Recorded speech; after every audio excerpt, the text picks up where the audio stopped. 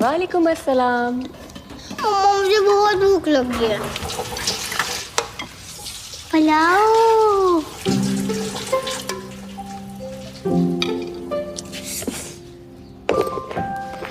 سارا کام ہو گیا باجی. اچھا یہ ابا کے لیے لیتی ہوئی جاؤ. اس کی کیا ضرورت ہے باجی؟ ابا بیمار ہے نا، پکانے پر نہیں ان پر دھیان دو.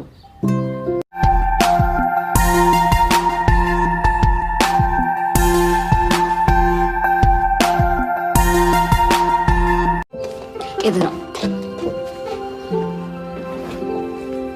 پتہ ہے جو ہم دے دیتے ہیں وہی تو ہمارے لیے بچتا ہے، باقی سب تو خرچ ہو جاتا ہے. الذين يؤمنون بالغيب ويقيمون الصلاة ومما رزقناهم ينفقون. ہدایت ہے ان پرہیزگاروں کے لیے جو غیب پر ایمان لاتے ہیں، نماز